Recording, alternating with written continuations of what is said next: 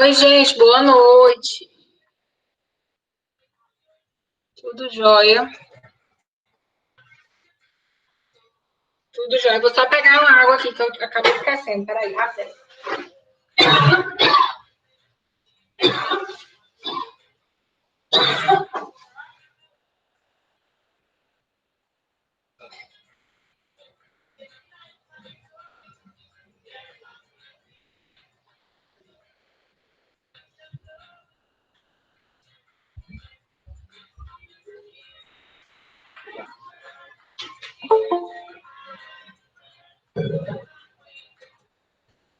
Já devo esperar só um pouquinho para chegar um pouco mais de gente, para a gente não ficar tirar dúvida de mais alguns, tá? Por aí, bota aí no papel. Esqueci. Tô bem, Gabi, tô bem, mas eu ainda não fiquei 100%. É uma doença muito esquisita. Eu ainda não sinto cheiro de nada. Eu ainda sinto pouco gosto das coisas. É bem esquisito isso. Bem, bem estranho. E ainda tô tossindo. Eu tenho que fazer aí uns raios-x de pulmão, umas coisas assim. Mas, enfim, é a vida. Deixa eu botar logo nosso material.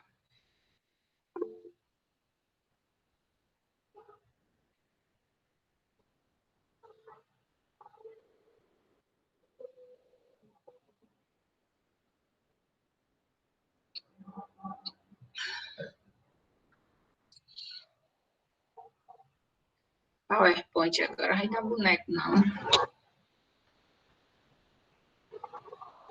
Boa noite. Gente, Eliana, eu nem consegui ainda te responder. Que essa época de prova, de não sei o que, tem prova de segunda chamada para seu dia, liberando prova de segunda chamada de estágio. Eu mal consegui ler as mensagens ainda, mas eu ainda vou dar um oi aí para quem eu tô devendo, tá? Esqueci, não.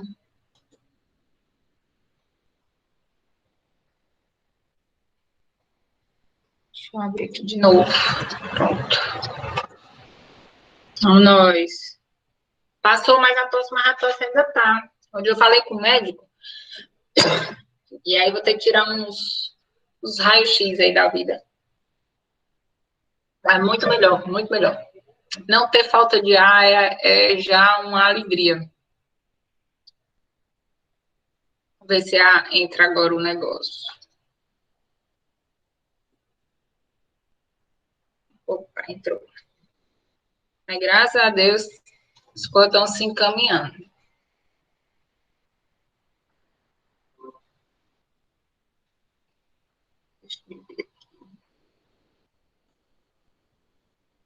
Pronto. Vê só se eu aumento um pouquinho aqui a tela.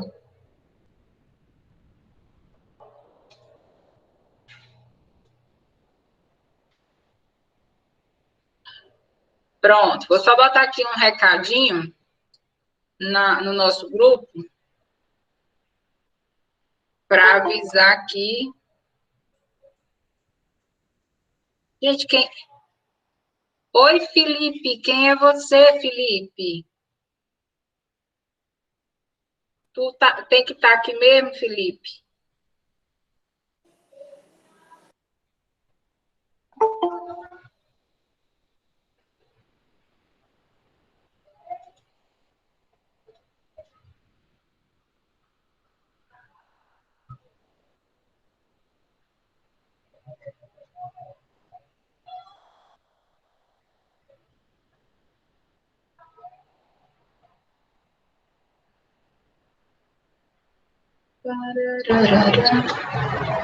Pronto, já temos vários.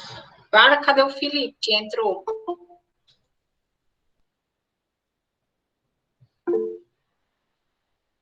Felipe entrou, Felipe saiu, não consegui nem saber quem é Felipe, gente. Mas Felipe é um de nós, com outro nome. Ah, Bruna, tu tem todos os nomes possíveis, né? Beleza. Não tem que pedir desculpa disso, não, besteira.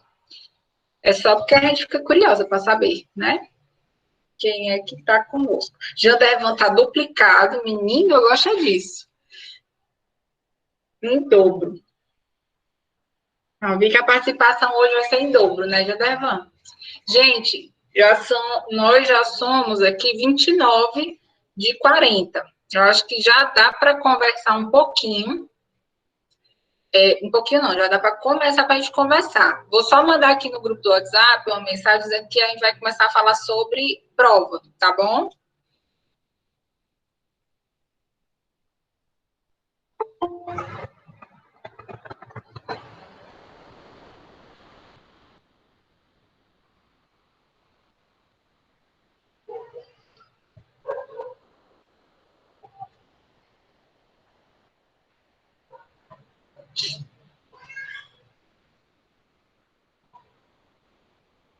E aí, meu povo, como é que foi com a professora Flávia? Tudo em paz. A professora Flávia é muito maravilhosa.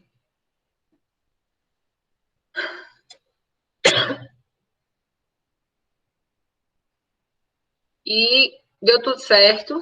Eu não conversei, não consegui falar com a Flávia. Ela é uma queridíssima.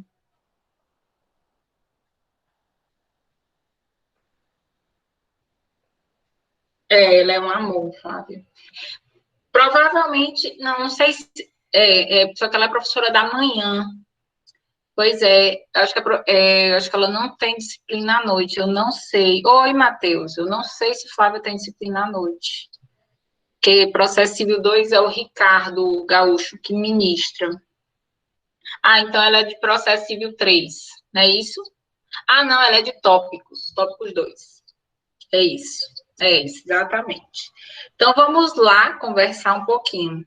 Mas aí, só para contextualizar aqui com o Flávio, deu tempo terminar o conteúdo lá, que terminaria, né? Nos recursos da improcedência liminar, deu certo? Oi, Valéria. Era para ser a parte de réplica, né?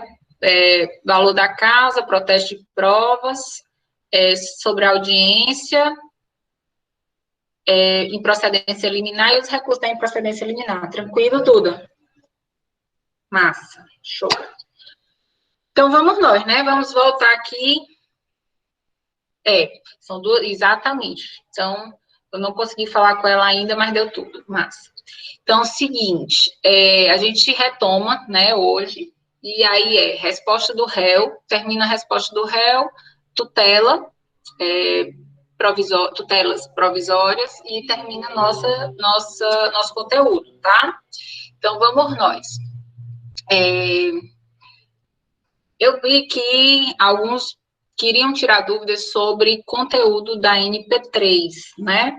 E, salvo engano, acho que umas 2 semanas ou uma semana, um pouquinho antes, né, de eu tirar uns dias para a saúde, a gente tinha conversado já sobre o conteúdo. Eu acho que até, se eu não me engano, Rayane se eu não me engano, Valéria tinha colocado alguns pontos de partida, que no caso seriam cartas, né? NP3 começaria em cartas. Não sei se todos viram essa mensagem. Pois bem, o que é que eu queria conversar com vocês, né? Primeiro da MP1. Em relação à MP1, o que é que eu fiz? Eu fiz os feedbacks individuais de cada um, ou seja, corrigi questão a questão e coloquei nos comentários, né, de cada um individualizado, coloquei exatamente a pontuação obtida em cada questão, né? E aí eu vou ser mais específica no sentido das dissertativas, né? Porque as objetivas são objetivas. Mas na NP1, eu deixei lá um tópicozinho para cada um com comentário, né, dizendo qual é a pontuação obtida no quesito, e em alguns, né, quem não obteve, obviamente, a questão cheia, eu disse exatamente o que é que faltava. Fora isso, e disponibilizei para vocês, eu liberei para vocês, acho que foi ontem, tá? E também coloquei lá na NP1 um espelho de prova. Assim que vocês abrem a prova de vocês, vai ter lá um espelho de prova, né? Em especial, como é que era, né, as dissertativas. Então, todos os pontos, né, a serem abordados e a distribuição dos quesitos em pontuação. Então, tem um feedback geral, que é o espelho de prova que está lá na nossa prova, tá? No dia 20/5, né? Tem um arquivozinho lá, e tem o feedback individual. E aí, cada um acessa o seu, que é para constar o quê? Para constar a pontuação que você obteve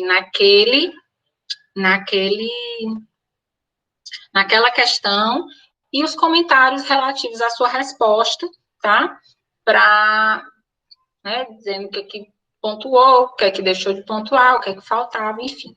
Então, vocês têm que fazer essa consulta e abrir também uma atividade na própria prova, no Moodle, dentro da própria prova. Está disponível. Sim, sim, sim.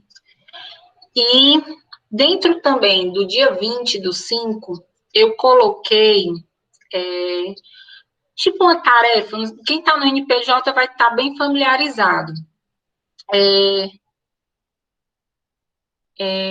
Vai estar muito familiarizado com a tarefa. A tarefa que eu abri lá nesse campo de prova tem o nome assim, recurso. Quem tiver alguma coisa que ficou com dúvida, ou então vendo o espelho e vendo os comentários e a pontuação que tirou na questão, se quiser, né,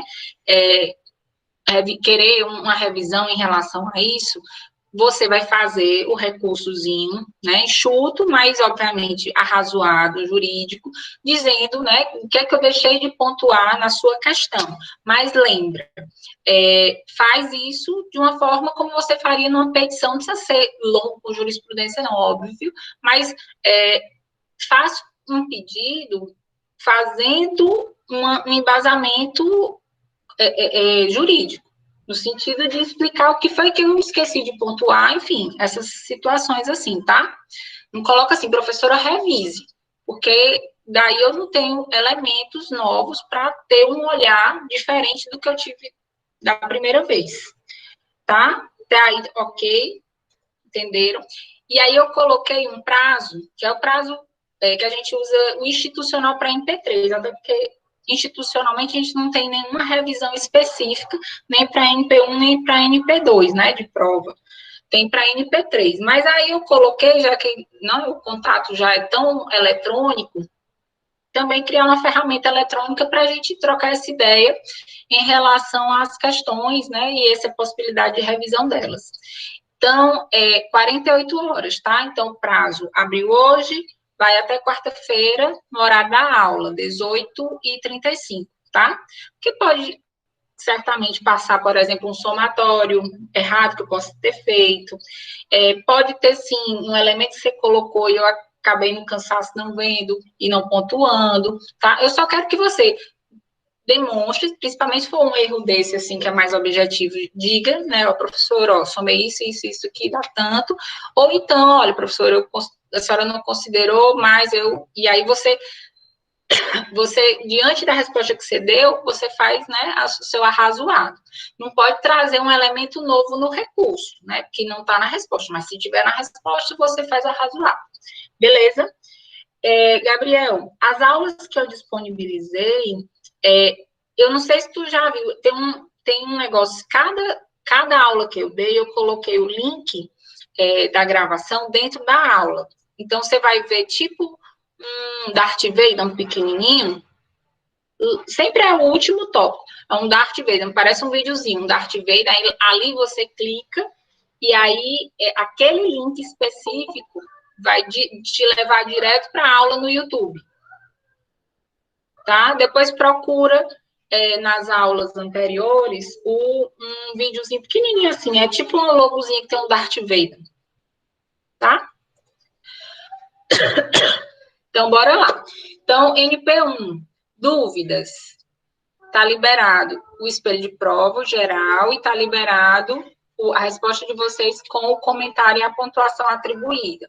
Qualquer coisa em relação a revisar, faça de forma razoada, dentro do linkzinho lá que eu deixei de tarefa, tá? Para você protocolar lá o seu recurso. Certo? Todo mundo entendeu, gente? Quem está aqui?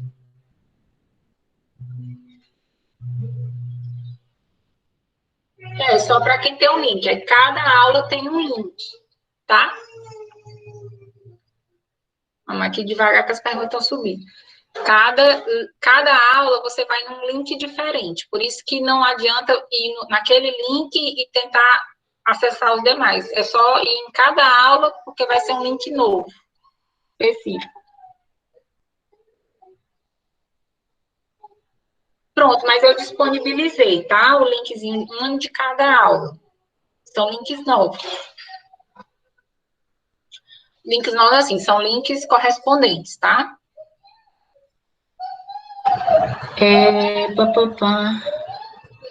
Fagner, segunda chamada tem espelho, sim. O teu eu vou disponibilizar também, é porque ficou só a tua prova na segunda chamada. Mas eu vou já também dar uma ajeitadinha lá e vou abrir essa mesma possibilidade, tá bom? Mas não se preocupe não que eu vou liberar.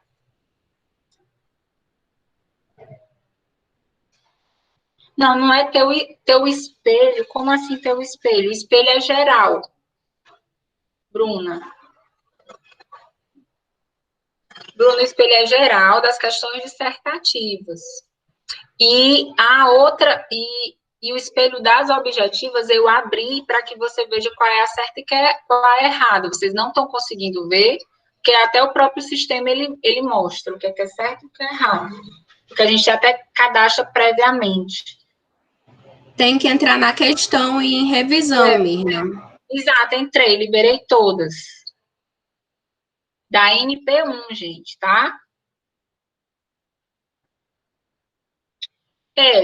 Jandevan, porque o recurso, oficialmente, ele só tem na NP3, né? Aí, na NP3 é que vai para o professor da disciplina, e na NP3, quando o professor da disciplina não muda nada, aí vai para um segundo professor. Isso é a previsão institucional, né?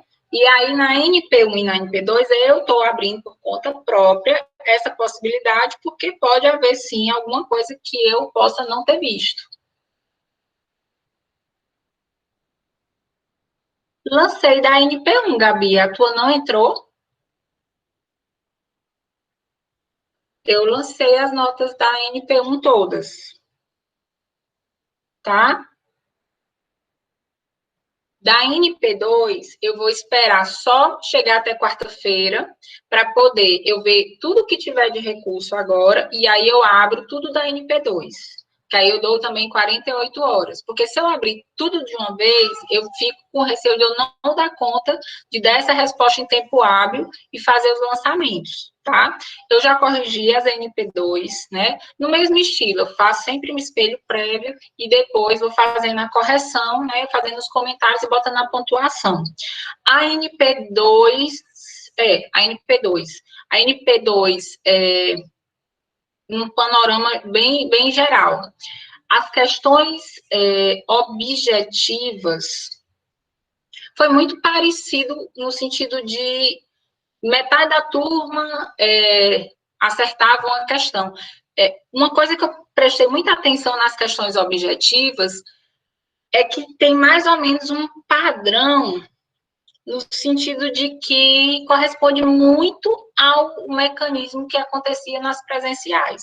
Nem todo mundo acerta todas, nem todo mundo erra todas, e tem aí um equilíbrio entre as questões de metade acertar uma, metade acertar, não acertar, tá? Ou seja, resumindo, as questões objetivas tiveram, né, um comportamento muito parecido com as provas que a gente aplica presencial, né? Não teve só teve uma questão que foi unanimidade, que todo mundo aceitou, mas em regra manteve como já acontecia nas presenciais. E aí só para fazer o arremate de novo do raciocínio, olhem a NP1 de vocês, Se tiver alguma coisa, faça arrazoado, protocolem lá na tarefinha que tem recurso, que é para poder eu revisar. Na quarta-feira, eu vou fazer esse mesmo movimento. Eu vou liberar os feedbacks da NP2, certo? E aí, vou abrir a tarefa, vou liberar o espelho da mesma forma. Tá? Vamos lá, deixa eu ver aqui o que você tem para isso.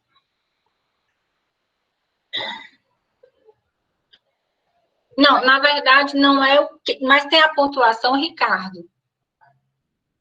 Porque, assim, ó, feedback geral é o espelho. E o feedback individual é a pontuação sua. E aí eu não coloquei o que você acertou, eu coloquei o que faltou. Aí você faz esse paralelo. Você vai pegar o espelho, vai pegar a sua resposta, vai ver a pontuação que eu dei. Aí você vê se eu dei a pontuação correta diante dos elementos. Pode perguntar, Duda.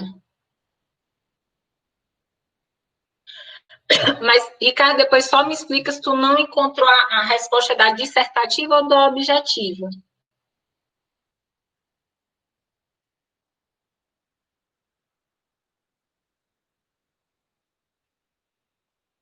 Mas quem não tem pontuação lançada é porque acertou a questão toda. Foi o caso, Rayane, ou foi eu que esqueci de lançar? Porque eu só não lancei no individual nota parcial quando a pessoa acerta tudo. Porque quando a pessoa acerta tudo, foi isso no teu caso, Rayane? Deixa eu ver aqui. Vamos lá. É sobre a segunda questão. Sim, Matheus, é para ter sim, tá? Para ter acesso. Então, se você não acertou toda, fui eu que esqueci. Ah, pois é, eu vou dar uma olhada, né? Pois é, Matheus, essa tua dúvida aí, eu fiquei até com uma... Até passei para a coordenação geral essa possibilidade, porque vocês tendo acesso, né? Vocês têm como fazer o recurso.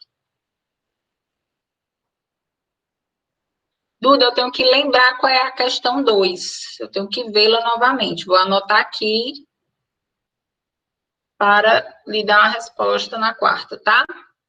Porque eu não lembro de cabeça de fato.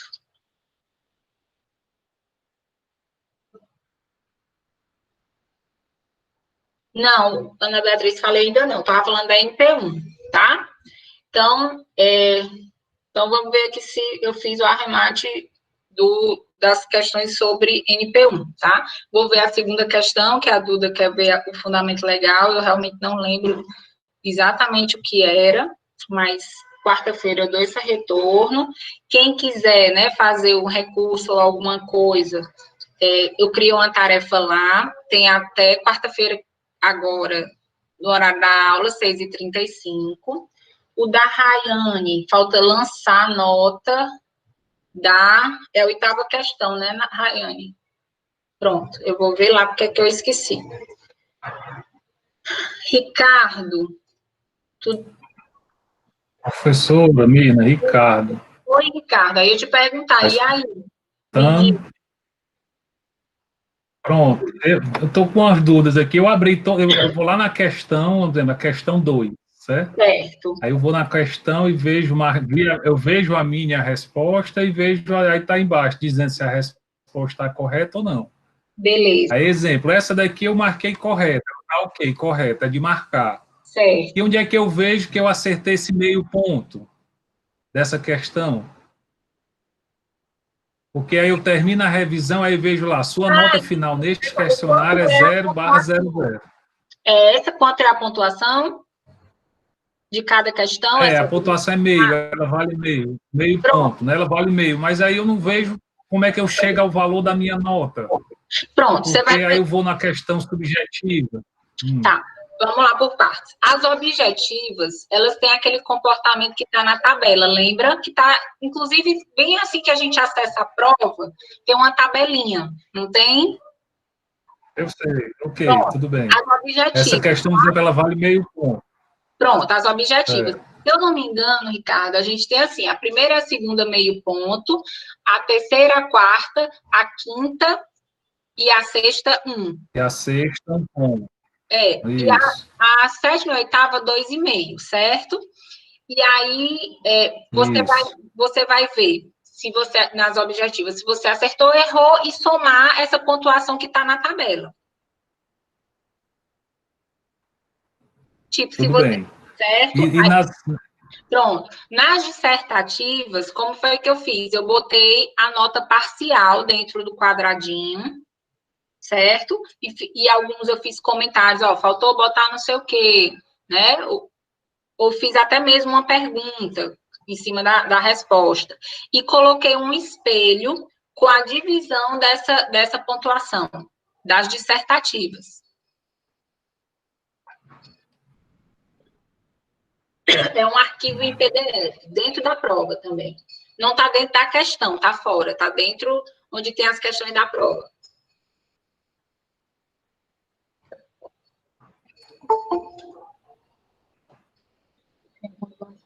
Quando não tem esse quadradinho é porque você não acertou nada, né? Não, ao contrário. Quando o quadradinho está em branco, é porque você acertou tudo.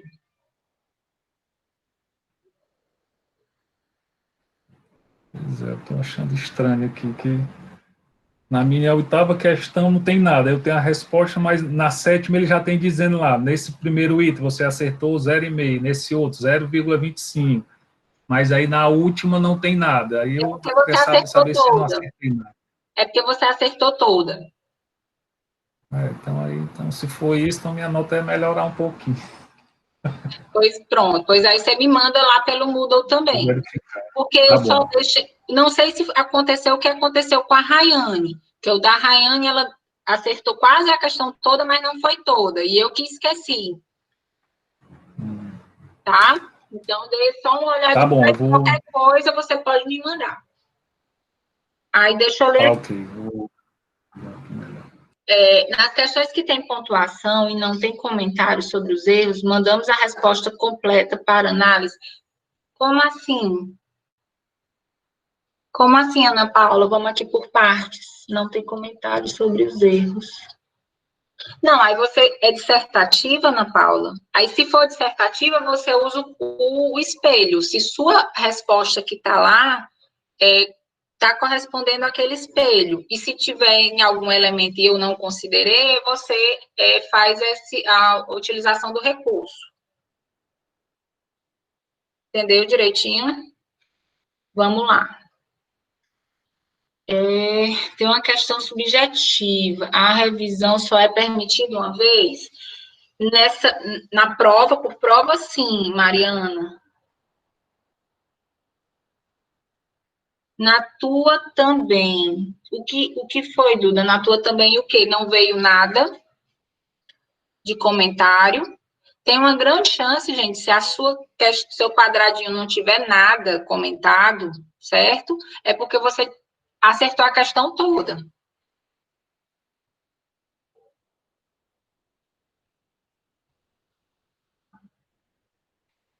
Não entendi, Rayane, agora.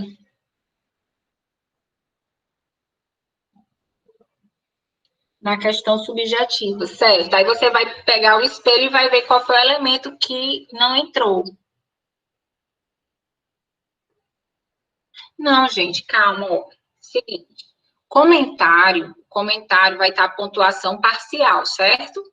Para quem tirou pontuação parcial. Como é que eu sei o que foi que eu não atendi? Eu vou pegar minha resposta que está disponível e eu vou pegar o espelho. Aí, a partir daí, dá para você ver qual foi o elemento que faltou. Você já abriu o espelho da dissertativa? Que ele está ponto a ponto, todo destrinchado. Pronto, aí você vai ver, por exemplo, né? Perdi meio ponto nessa questão. Aí você vai ver o espelho e vai ver se a sua questão efetivamente tem aquele elemento. Se tiver o elemento, você me fala. Ó, professora, tinha 5 quesitos, eu botei 5, tá aqui na minha resposta. Aí eu vou olhar e vou considerar.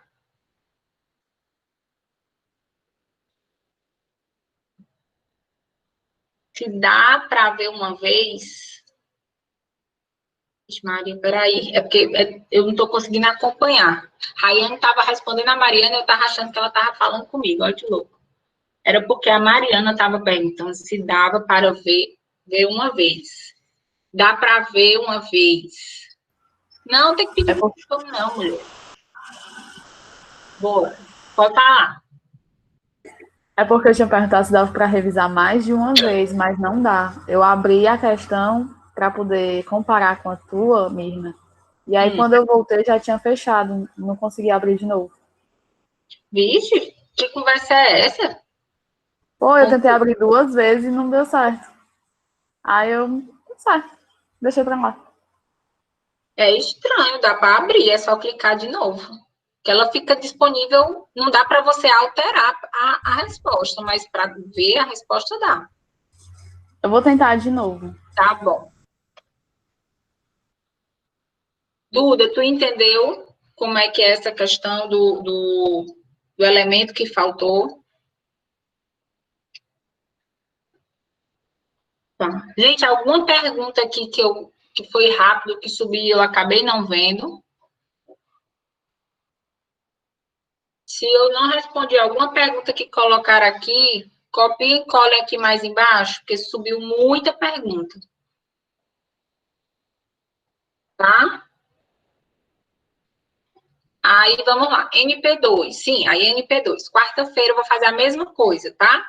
Vai estar liberado uma tarefa para vocês mandarem possível recurso, vai estar aberto também o espelho de prova e as questões com os comentários e a nota, pontuação, certo?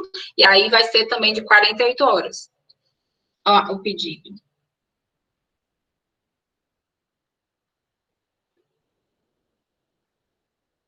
Menina, pois depois, Duda, é estranho isso, revisar uma vez.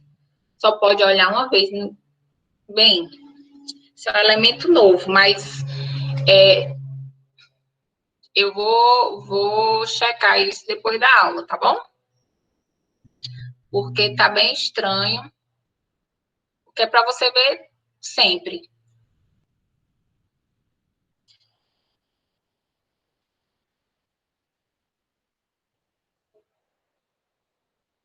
Pois é.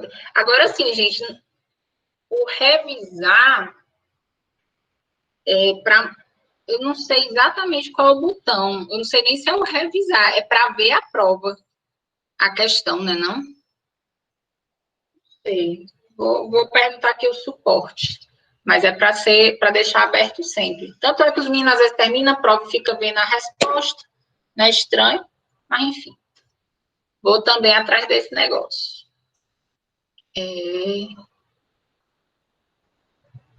Pronto. O que mais? Sim, NP2, ok, também. NP3, o conteúdo da NP3, vamos nós. Conteúdo da NP3. Começa em cartas, mas aí eu faço aquela ressalva de sempre. Processo é uma matéria que não dá para desvincular por completo um conteúdo do outro. Então, cartas está dentro de atos processuais, né? Então, nessa medida, o que é que a gente precisa lembrar? Que o conteúdo, né, vai ser dado primazia a partir de cartas, mas como é um ato processual, eu não tenho como desvincular, por exemplo, dos conceitos de atos, tá? Então, começa em atos, começa em cartas, lembrando que tem toda essa relação com atos.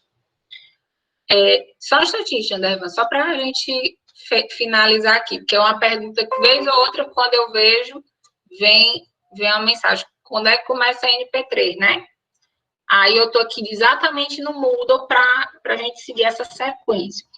Depois de cartas, a gente passou para os conteúdos que diz respeito à formação, suspensão e extinção do processo.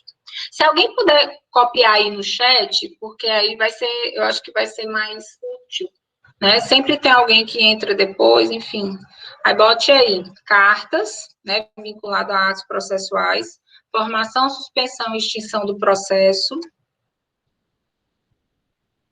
Depois disso, a gente entrou em petição inicial, e aí foi dado, né, mais ênfase no que diz respeito a pedidos, valor da causa, protesto de provas,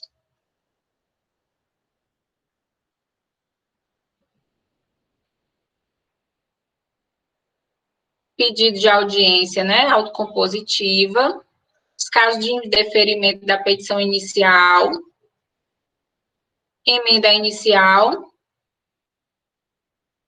matéria de direito e sentença de improcedência liminar com recurso próprio.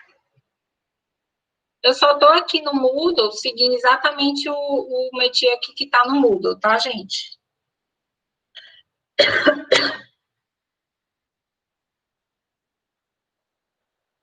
Tá, calma, vamos lá. Tá, cartas, né, que é relacionada a atos processuais. Depois a gente entrou em petição inicial. E aí, dentro de petição inicial, a gente teve os requisitos. Logo depois de requisitos, veio a questão dos indeferimentos, que vocês viram com a professora Flávia. E depois disso, vocês viram a emenda inicial e a improcedência liminar com os recursos. Quando você entra na aula do Moodle, não tem tipo um quadradinho, assim, que tem, assim, a unidade, aí diz a matéria, tem até o TED. Se você for bem certinho naqueles bichinhos, vai no de cartas para baixo. Tá? Que não tem como fugir daquilo. Jandervan, fale, meu querido. Tá em cada quadradinho, detalhado, os requisitos da petição inicial, tá, Paulo?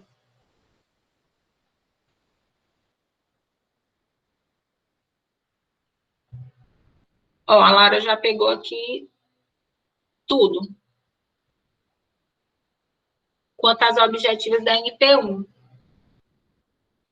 Tá, Lara, tá, de tópico tá. Aí os subtópicos, né, para quem quiser ver em detalhes, por exemplo, os requisitos, né, que vai ter 1 a 1. Só gente, ir lá no Moodle, naquele quadradinho tem o TED.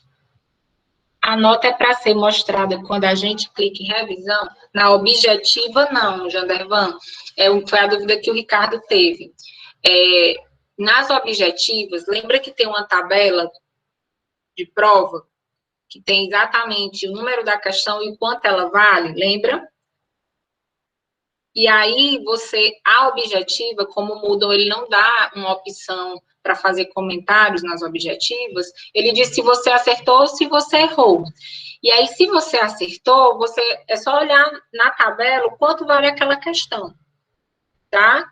Porque nas objetivas, eu não consigo fazer a pontuação do aluno, porque a gente só cadastra e o próprio sistema é que diz se acertou e se errou conforme a gente cadastrou a resposta. Tá, abre aí.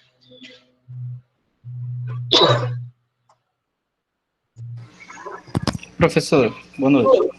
Boa noite. Boa noite, turma. Ó, seguinte, quando eu abro aqui, aparece 0,00. É isso, tá certo? Não, a pontuação, você não tem pontuação. Ó, quando você abre ali a prova, certo? Dia 20, não tem uma tabela? Tem. Pronto. Aí tem assim, ó, primeira e segunda questão, valem meio ponto. Quarta, quinta, sexta... Não. Terceira, quarta, quinta e sexta, vale 1 ponto cada uma. Certo? Certo. Pronto. Aí você vai acessar os objetivos e vai ver se você errou ou se você acertou. Aí você vai botar o ponto. Tá, entendi. Então, certo? não considera aquele 0,00 que tem lá. Quando eu Nas clico na questão. objetivas. Nos objetivos.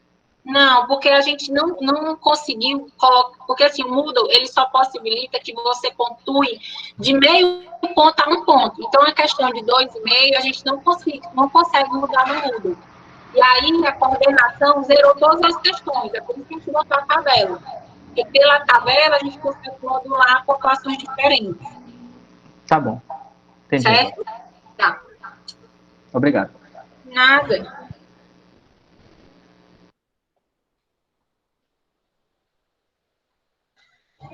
Tem, Rayane, tem na doutrina. A improcedência liminar tem alguns nomes. Eu não sei se a professora Flávia falou, por exemplo, sentença prima facie, mas é no caso do 285A do CPC.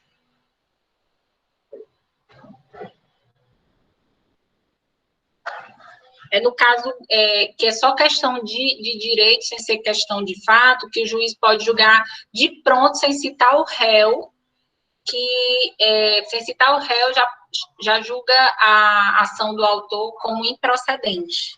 É um negócio bem impactante, eu acho que o sentido é esse, então acredito que pode ter gravado.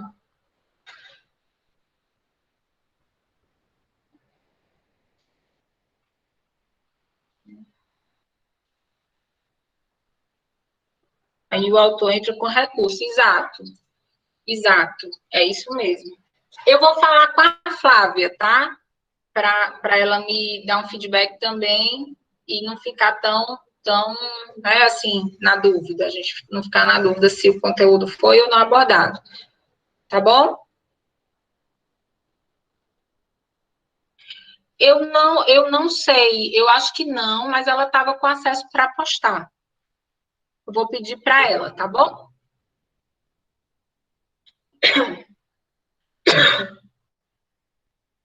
Porque ela estava ela que estava postando as coisas no Moodle. Então, eu acredito que ela pode ter postado, porque ela estava com acesso direto à disciplina. Tá, então, NP3 é isso, tá? Aí, última coisa que eu vou falar e depois, enfim. Tá, então, Gabriel, eu vou pedir para ela. Na NP1, na NP2, né, eu não recebi muitos feedbacks sobre prova, enfim, de vocês. Mandar um e-mail. Então, gente, manda um e-mail para a professora Flávia. O Gabriel está dizendo assim que ela pediu para mandar um e-mail para ela e ela respondia com o slide, tá? Seguinte, e agora na NP2, não, o contrário, né? Porque a gente fez NP2 antes da NP1, essa cor deixa qualquer um doido. Eu recebi, inclusive, não recebi só, obviamente, por e-mail, enfim, eu recebi de diversas formas alguns feedbacks, né? Sobretudo sobre questões que eram extensas. E eu, como professora, eu tenho que me dispor a receber esses feedbacks, porque senão, se eu não fizer isso, não tem como eu avaliar o meu trabalho, né? Fazer uma reflexão do que eu preciso e do que é necessário, né? Que eu faça como profissional para melhorias. Quando vocês estavam na prova da NP1, foi dia 20, foi essa que a gente estava falando agora sobre recurso, etc. Professora, né? Não está dando tempo. Fiquei até acompanhando passo a passo aquela prova, exatamente para ver qual era a média, né, de tempo que cada um levava. Em algumas questões, né, eu até, no dia da própria prova, eu percebi que em uma questão específica, a primeira, que por sinal foi uma questão que 98% acertou, né, mas eu reconheço que o texto realmente estava muito longo na primeira para o tempo, apesar da complexidade ter sido baixa, tanto é, né, que o êxito foi muito grande. Mas eu não me atentei a isso, eu acabei fazendo um texto mais longo, que eu me animei, né, em fazer, e não sincronizei com os 4 minutos, tá? Aí, faço sempre essa reflexão 1 a 1, porque essa aplicação de prova no Moodle, né, que você tem um tempo certo para cada questão, ela é muito nova para a gente, pelo menos para mim como professora, né, que sempre dei aula presencial, e a gente vai lá nos ajustes. Todavia, em outras questões já foi mais proporcional, né, o conteúdo, né, até do texto, a extensão do texto com os minutos. Pois bem, eu sempre faço essa avaliação. Tanto é que a NP1, quando eu fui fazer, eu fui olhar muito a NP2, porque a NP2, vocês só utilizaram metade do tempo de prova para as questões. Então, me trouxe a reflexão naquela prova anterior, que eu fiz uma prova muito curta para o tempo que a gente tinha, o que também não era adequado. Ou seja, eu sempre olho, né, o que é que eu errei como professora no sentido de elaboração de questão, mas também, né, aquilo que eu acho que estava adequado, eu tento manter. Vai ter erros e acertos em vários momentos. O que é que eu gostaria de falar com vocês muito abertamente? Primeiro, não fiquem com receios de me trazerem essas demandas, porque eu jamais, ou pelo menos, assim, conscientemente, né, porque às vezes a gente faz coisas que nem percebe, conscientemente, eu, sinceramente, não gostaria de ser esse profissional que fica marcando aluno por conta de pedido de revisão de prova, ou qualquer coisa assim, tá, gente? Eu sei que a grande maioria de vocês tem todo um cuidado para falar, para fazer as colocações, até porque isso é inerente à nossa formação aqui como estudante de direito. Mas eu sinto, né, e obviamente isso também às vezes vem até de um desabafo, né, que eu acolho de um e de outro, no sentido de, professora, as pessoas às vezes têm medo de falar até de boa e tal, e num momento, né, de repente ser perseguida, alguma coisa assim. Eu sei que isso existe, né? Eu também sou aluna e fui várias e várias vezes na minha vida, e a gente sabe que isso existe, mas, sinceramente, eu não gostaria de ser esse profissional, porque eu não acredito que esse tipo de postura não é nem profissional, é de ser humano mesmo, tá? Que minhas vaidades, né, como pessoa ou como profissional, não cheguem a um extremo desse, porque é lamentável, tá? Mas também reconheço que eu sou uma professora que tenho, às vezes, eu tenho muito apreço por algumas convicções que eu formei ao longo desses meus quase 15 anos de docência. A gente vai, né, fincando algumas, não vou dizer certezas, mas algumas metodologias que a gente acredita. Então, eu, como professora, né, a gente vai fazendo esse balizamento, essa reflexão, e em determinadas metodologias que vão desde sala de aula até uma questão de correção de prova, que para alguns pode ser, professora, a senhora é muito rigorosa, mas é porque, de fato, eu não faço isso ao léu, assim, são coisas que eu acredito como pessoa, obviamente, para cada um pode chegar de uma forma diferente, e toda validação, né, da forma que chega. Mas a forma que sai, que é o que eu posso dizer a todos, é que são convicções que eu tenho, mas é pensando e acreditando que eu exerço minha profissão de forma responsável. Eu não exerço de qualquer forma e não quero que a pessoa que tira um tempo para estar ali, né, para me ouvir, no sentido de trocar ideias, que ela ache que eu levo essa situação de qualquer jeito. E, às vezes, eu posso ser até, de fato, mais criteriosa, e isso, né, parecer de um rigor extremo. E eu tento fazer essas reflexões para modular, para nem ser o rigoroso sem sentido, mas também não espero nunca fazer as coisas de qualquer jeito. Porque, enfim, cada um leva a vida como quer, né? Cada profissional tem uma forma, e eu não acredito em outra forma que não seja pensando no que eu estou fazendo e querer fazer com responsabilidade, com os acertos, mas também com os erros. Mas tenho certeza que, por mais rigoroso ou criterioso, a palavra que vocês, né, lembrarem aí que sirva, porque eu tenho alguns apreços, né, nessa minha jornada como professor. Então, assim, primeiro, eu não quero que ninguém tenha receio, né, de reportar qualquer situação. Professor, eu acho isso e aquilo, porque eu acho que isso faz parte das críticas que a gente tem que estar aberto para dentro de sala de aula, ao ponto também que eu vou tentar sempre acolhê-los e quando eu achar, né, que eu devo retroagir, repensar, eu vou repensar, e naquilo que eu repensei e eu acho, né, que é aquele caminho, eu também vou fazer o contraponto, tá? Então, assim, primeira coisa é isso, né, não ter receio, porque, sinceramente, é lamentável, professor, ou qualquer situação, porque o mundo é tão redondo. Hoje eu estou aqui como professora corrigindo prova.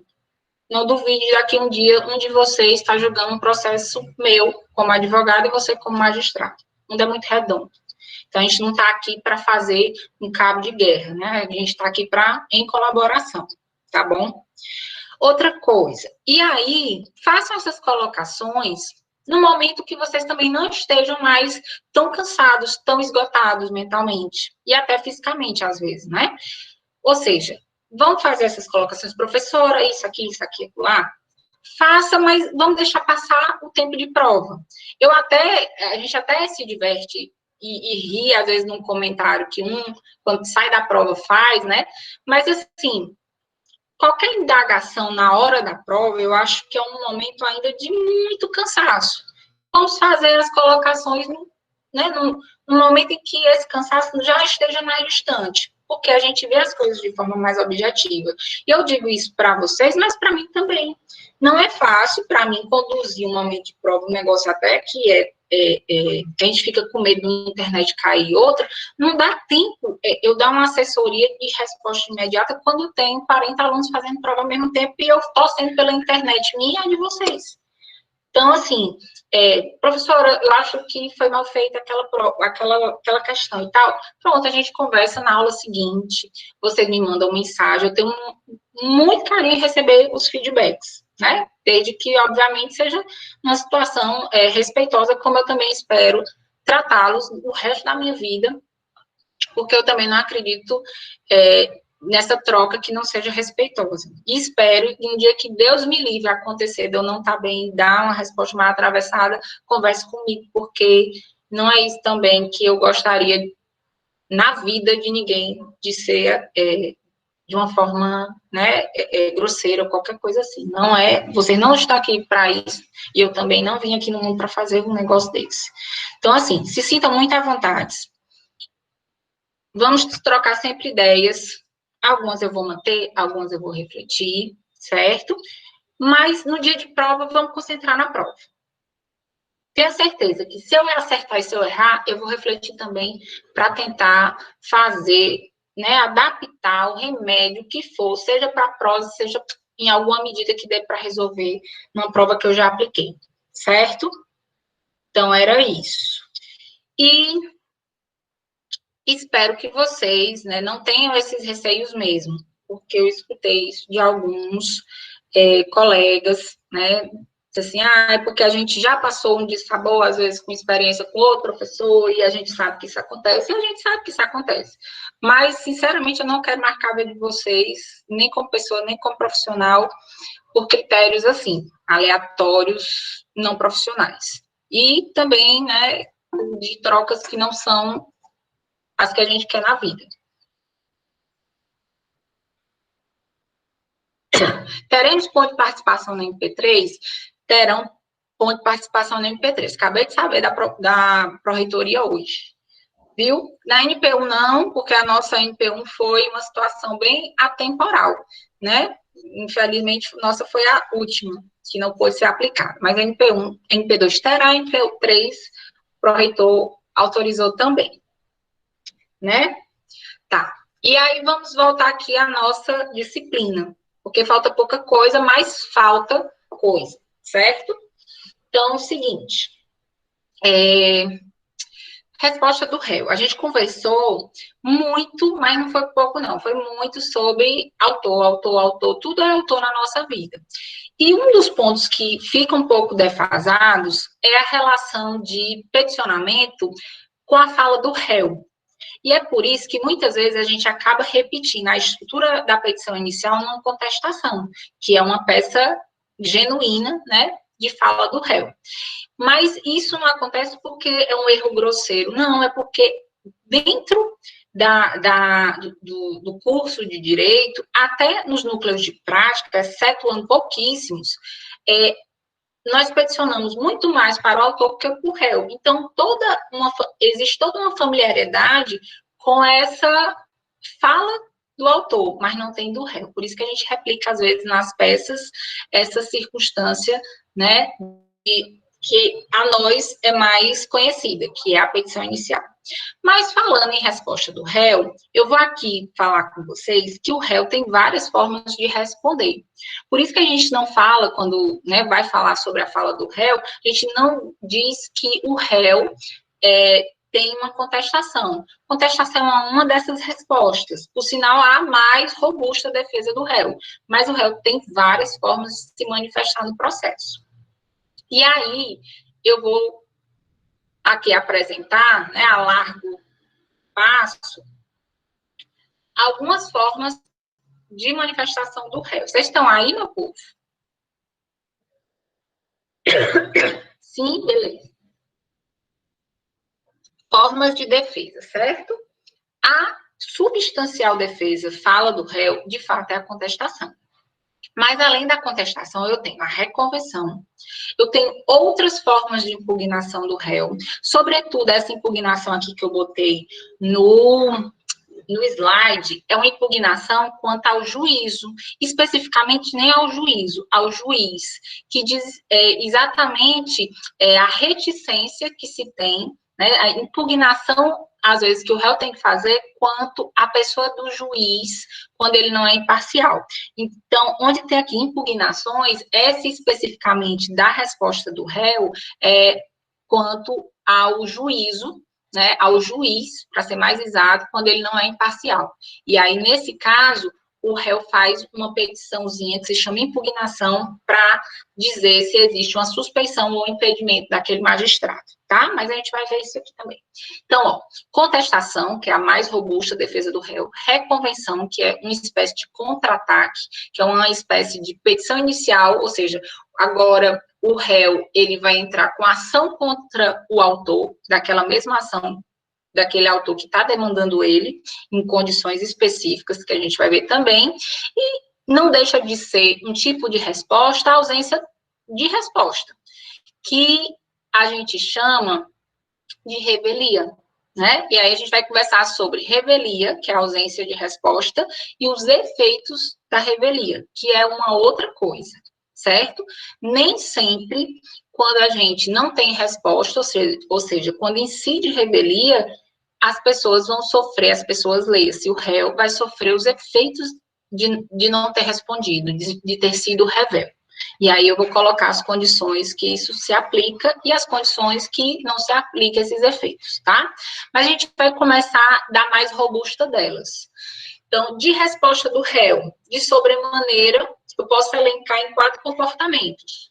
Não responder, responder pela peça mais que comporta mais defesas, que se chama contestação.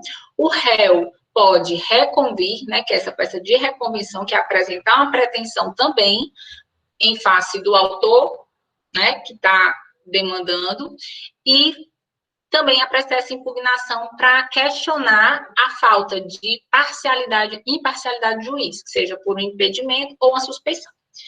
Pensando nessa defesa, nessa petição, nessa peça mais robusta de defesa do réu, eu tenho que a contestação, ela tem algumas regrinhas para a gente entender sobre essa defesa do réu.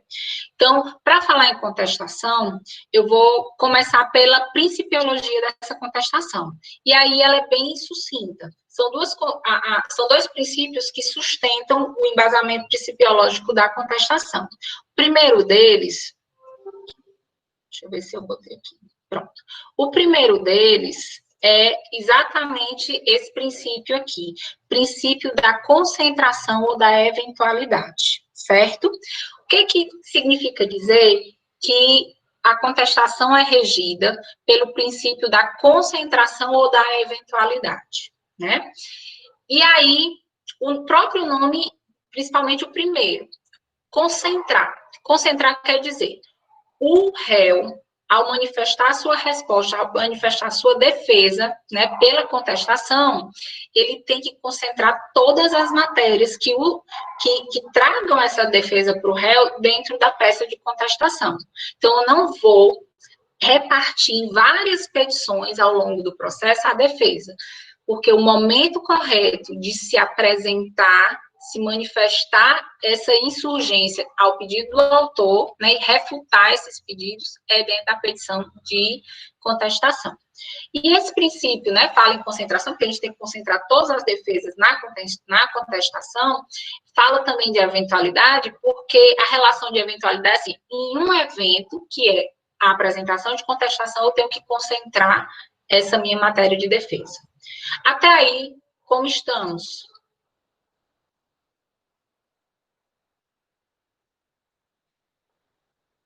Ok? Ok.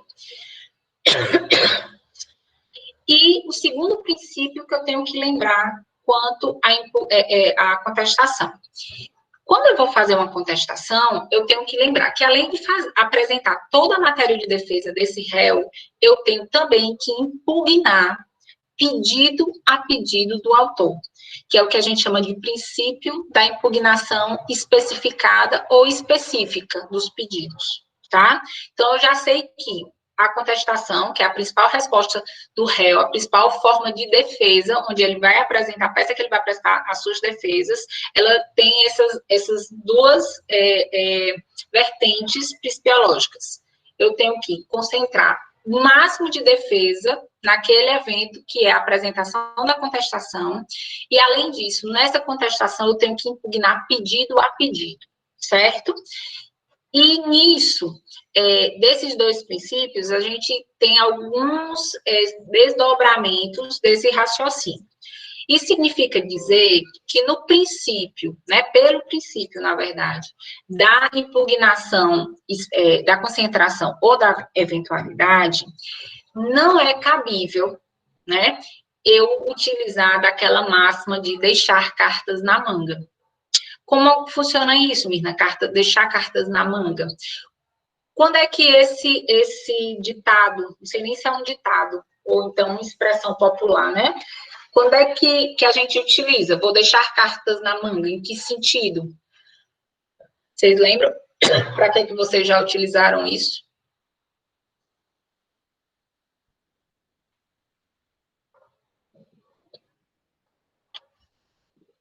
É como estratégia, geralmente sim.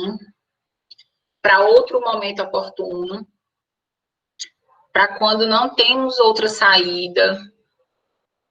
Um argumento guardado para um momento posterior. Exatamente, né? É um jogo. E é exatamente esse propósito. Mirna, no direito como um todo, existe essa coisa do elemento surpresa, da carta que eu vou deixar na manga para apresentar como um trunfo em outro momento, lembrando um jogo, um checkmate, um artifício, né, que eu vou surpreender, é possível para destruir, com esse objetivo, né, para destruir ou pelo menos desconstruir, né, pegar de surpresa o adversário. Quem for para a área penal, provavelmente vai utilizar de alguns artifícios como esse, porque o penal, ele possibilita que em outros momentos, que não na apresentação da contestação, eu possa apresentar elementos novos, meio que surpresa, e, inclusive, apresentando defesas alternativas. O júri é o melhor exemplo disso, que, às vezes, eu passei 2 anos trabalhando em júri, às vezes a pessoa apresentava, né, na defesa, uma tese defensiva, no dia do júri, mudava a tese defensiva.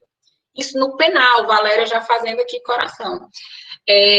No processo civil, não. O processo civil, ele não tem surdina. Ele não tem esse elemento surpresa, a não ser que o elemento surpresa não seja surpresa, seja novo. Porque, legitimamente, ele apareceu, assim, sem a vontade das partes. Mas o processo civil, ele é regido muito pela... Lembra lá dos deveres das partes? Muito pela veracidade, lealdade processual. Isso significa dizer... Quando eu digo que há o princípio da concentração, você deve efetivamente apresentar todos os elementos que possam defender o seu cliente, que agora é o réu, você tem que fazer. Porque se você deixar um elemento surpresa para depois... Só um instantinho.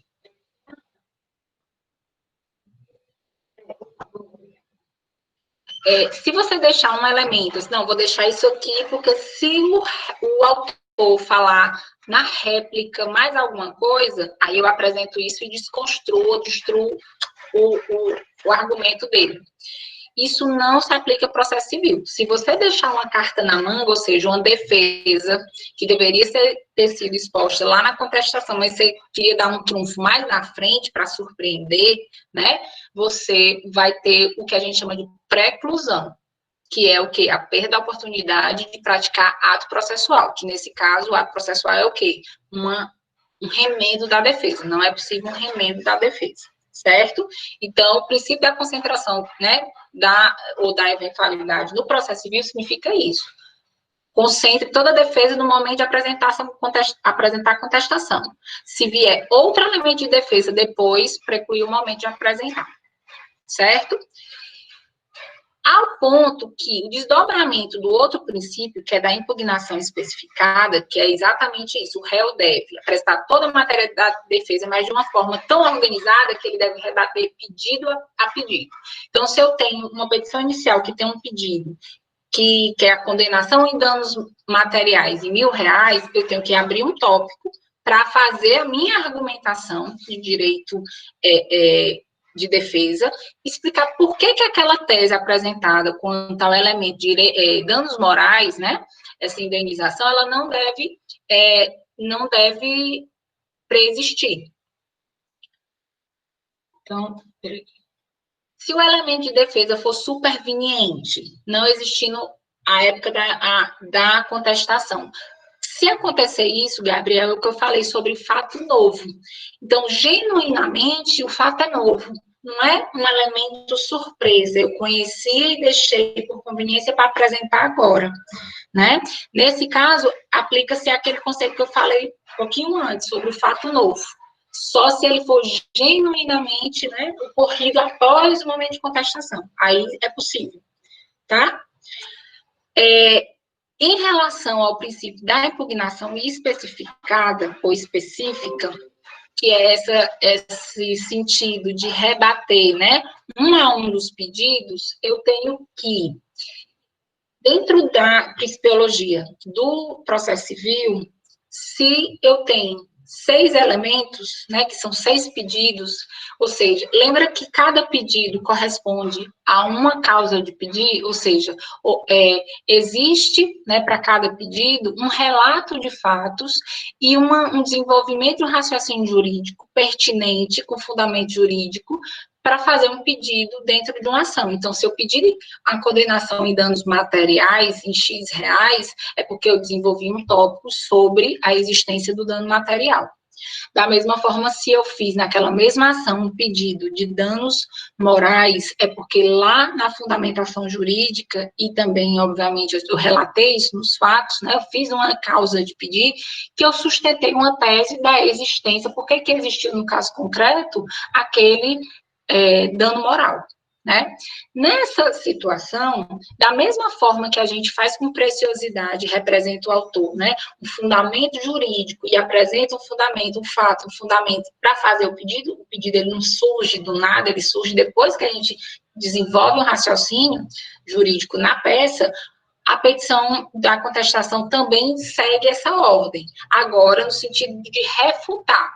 Se tem um tópico lá, né, os meus alunos de estágio, Mina, tu é a doida do tópico. Não, vocês vão ver que não sou só eu, a maioria dos professores de estágio, que abrem do dever de alimentar, né, e aí no estágio 3 vocês vão trabalhar do dano moral, do dano material, não basta eu dizer que não merece prosperar, né, o pedido, o julgamento de procedência do pedido do dano moral. Eu tenho que abrir um tópico na contestação, como advogado do réu, e dizer por que aquela tese de dano moral apresentada pelo autor, ela não tem correspondência com o campo jurídico a partir daquele caso concreto apresentado, tá?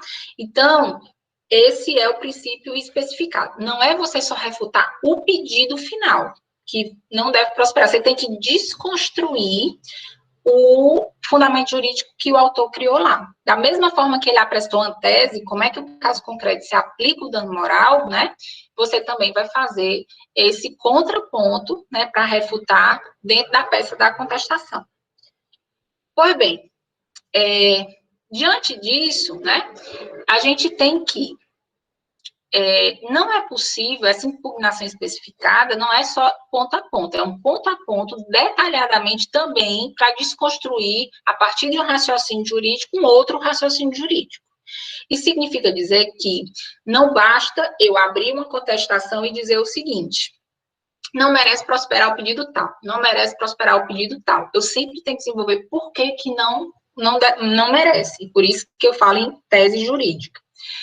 Por que eu estou reiterando isso? Porque dentro da contestação, se eu faço isso, apresento uma coisa assim bem geral, né, que o magistrado não consiga ver que eu estou criando uma tese, né, suficiente para refutar o pedido, ele vai dizer que essa minha defesa é genérica. E o que significa uma defesa, né, ser caracterizada como genérica? Na maioria, na regra geral, uma defesa genérica é igual a uma não defesa. Ou seja, se você fizer e apresentar dentro do prazo de uma contestação que não desenvolva uma tese jurídica capaz de refutar os pedidos do autor, for uma coisa extremamente abrangente, você vai ter que o juiz vai considerar a contestação uma não apresentação de defesa. E aí vai dar na mesmo intuito, que é a revelia. Tá? Só um adendo sobre esse contraponto, que é princípio da impugnação especificada versus defesa genérica. Qual é a regra? Você tem que refutar não só um a um dos pedidos, mas um a um das teses apresentadas pelo autor. E se eu fizer isso de uma forma muito genérica, né, isso pode ser tido como uma não defesa. Por que o verbo pode não ser recebido como uma defesa? Porque pouquíssimos casos, o juiz pode aceitar, sim, uma defesa genérica e fazer um equivalente com uma apresentação de defesa genuína. Como é que funciona isso, Mirna? Em casos excepcionalíssimos, há exemplo para você ver. Você lembra da figura do advogado dativo, que eu conversei com vocês quando a gente trabalhou gratuidade da justiça?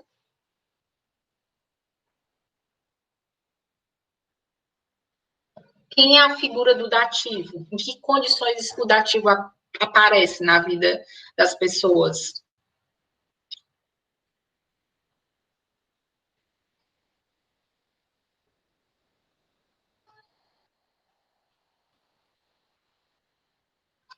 Me dê aí um panorama. Pode ser quando a pessoa é hipossuficiente, fica sem advogado e não tem defensor que responda. Pronto. É um dos casos, né? Justamente para acolher, não tem defensor e a pessoa, né, hipossuficiente, o juiz, para não deixar a pessoa sem defesa, pronto, ele apresenta o dativo. Mas você lembra que o dativo, na maioria das vezes, ele é nomeado ad hoc, ou seja, para aquele ato.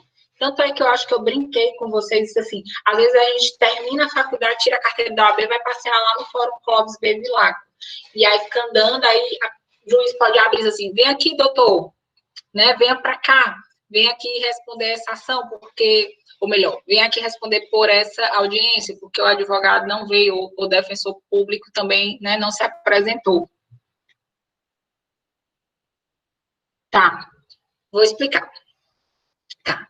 É aí, ó, nessa situação, lembra, a pessoa como profissional, advogado, é nomeado, às vezes, na hora. Ele não conhece sequer os autos, ele não teve nem a oportunidade, muitas vezes, de conversar com o réu, né? Aí eu vou fazer aqui, respondendo a pergunta da Eliana, eu vou fazer aqui, né, recapitular isso, a dúvida, a partir desse caso concreto. Imagine, Eliana, você, daqui um tempinho, não sei se é tua vontade de advogar, mas você, passando ali no Clóvis Bevilacqua, o juiz abre a porta e diz assim, doutora, defensor público aqui da terceira vara do júri não está, eu estou aqui com a situação de uma audiência de instrução e eu preciso que a senhora aqui venha para representar o réu. Estou nomeando a senhora como dativa. Aí você prontamente chega lá e é a advogada do réu. Digamos aqui que é uma ação de guarda. Ai, que coisa horrível. Não vou até mudar, porque de guarda é tão complexo, né? Vou botar aqui um divórcio com partilha só entre pessoas que não têm filhos. E aí você senta lá do lado do réu. Só que você está sentando, conhecendo aquela pessoa pela primeira vez.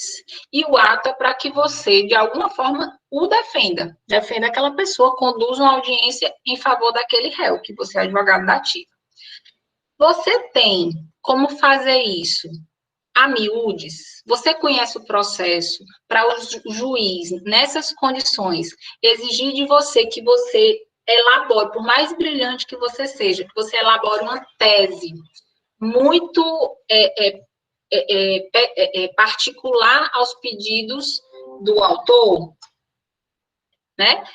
A gente até, quando é muito inventiva, a gente consegue fazer muita coisa a partir da criatividade, sem dúvida. Eu fui advogada ativa algumas vezes, assim, e, às vezes, na imaginação, a gente vai criando ali determinados mecanismos para apresentar, para conduzir uma audiência, para apresentar um elemento de defesa, até com uma contestação oral. É possível. Mas o juiz tem mais do que certeza que você não conhece os autos, né? E isso é humanamente possível, você fazer uma tese muito bem elaborada para refutar ali naquela instantaneidade.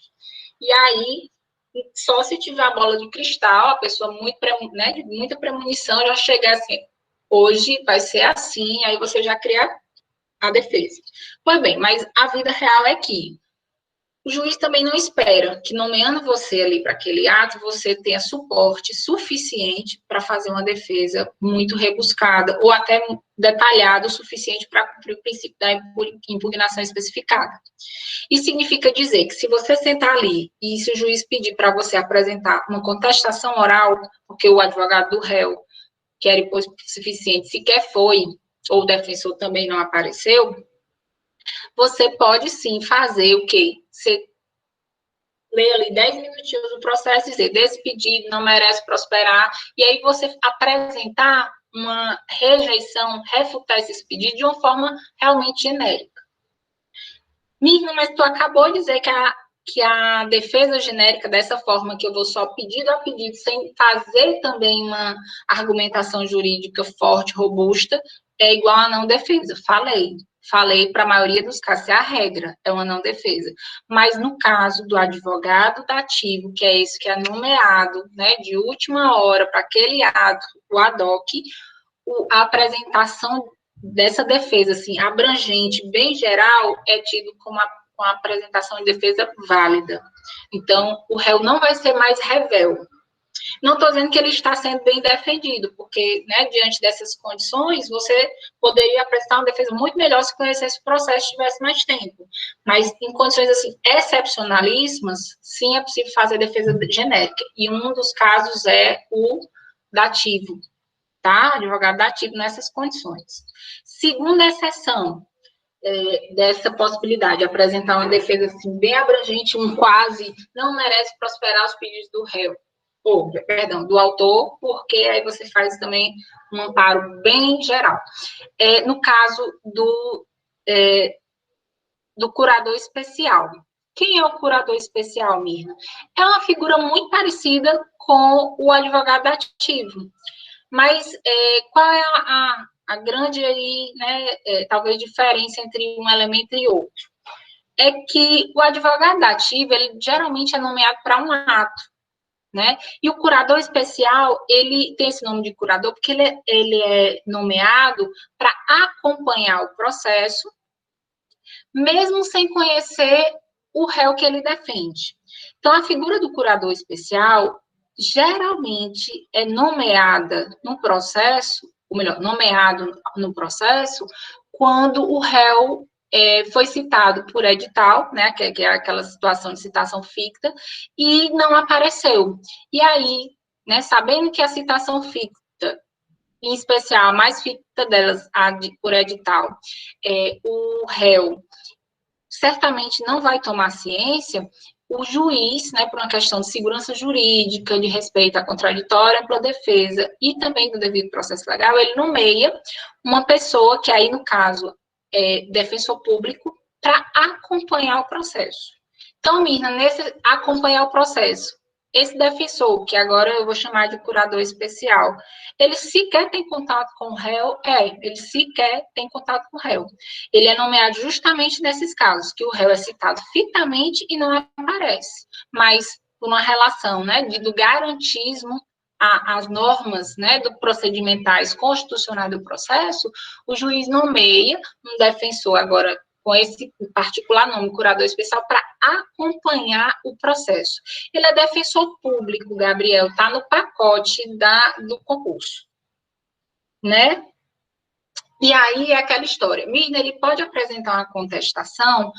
Pode, em linhas gerais. Por isso que também o caso do curador especial é possível, sim, receber uma defesa, uma contestação por defesa geral ou genérica, e essa defesa ser tida como uma apresentação de contestação válida, tá?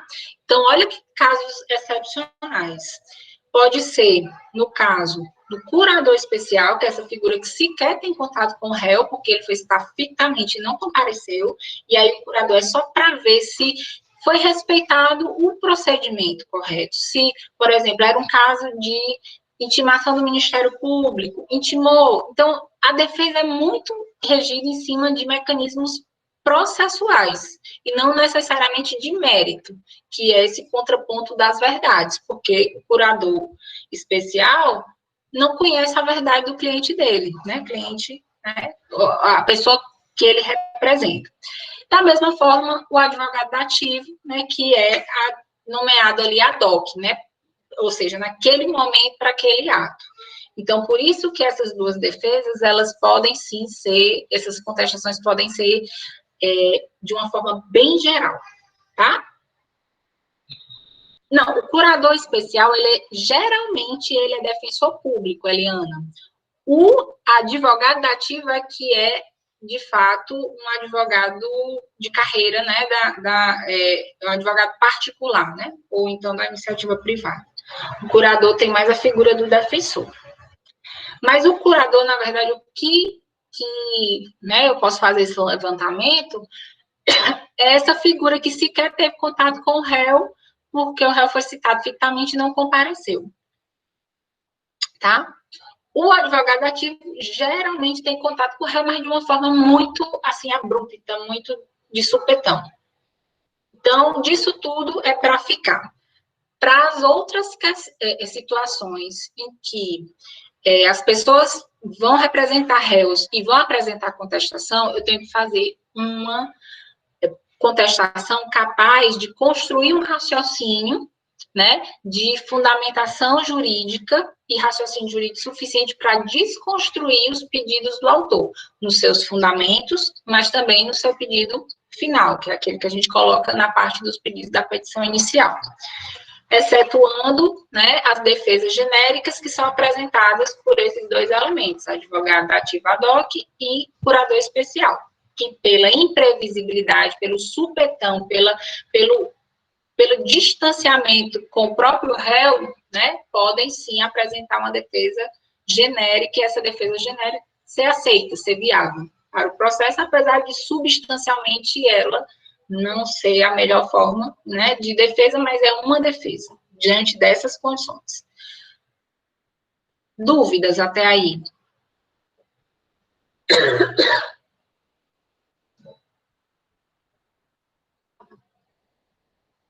Hum?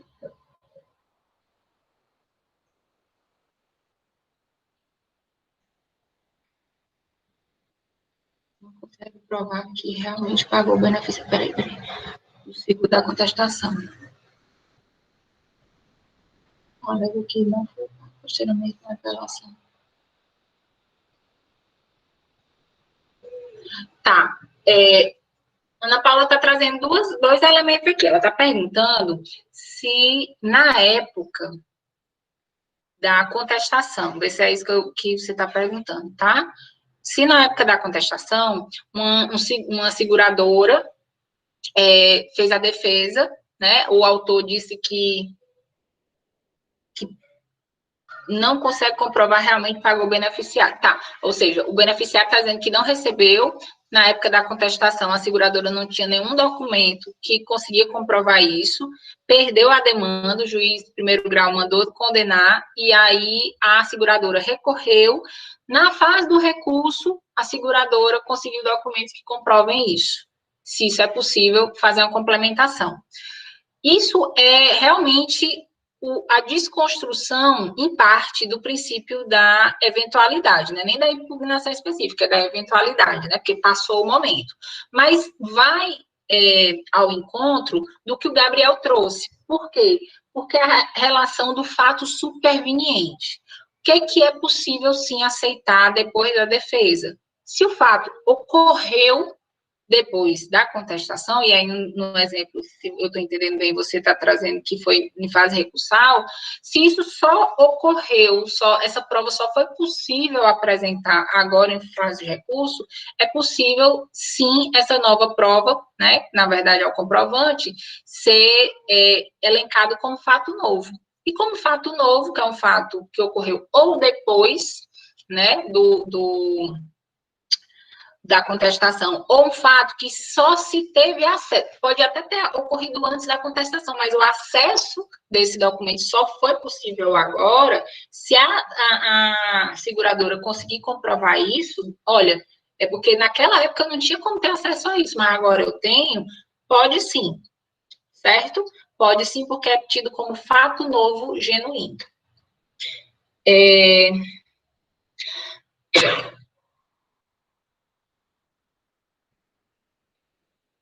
Pois é, aí que tá, Gabriel. A situação é a habilidade, né?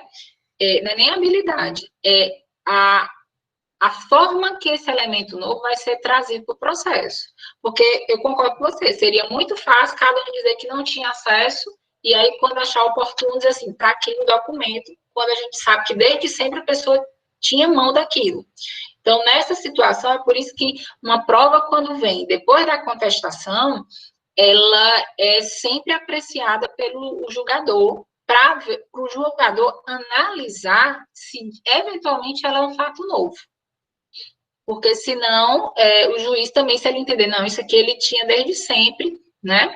Não especificamente nessa situação que a Ana Paula está trazendo, mas isso acontece sim. E boa parte, Eliana, dessas situações de, né, que a pessoa elemento surpresa, e o elemento surpresa geralmente acontece porque a pessoa esquece de fazer na contestação.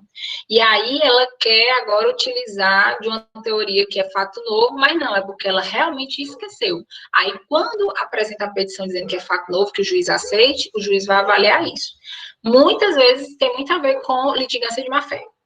A pessoa apresentou uma contestação frágil, veio outras provas depois do autor e ela viu que realmente muito frágil, aí quer dar uma dessabida, né, entre aspas, e quer apresentar como fato novo. Professora, a pessoa poderia falar quem tem o recibo, mas que por motivos adversos vai anexar posteriormente. Isso é muito, Ana Beatriz, isso é muito controverso.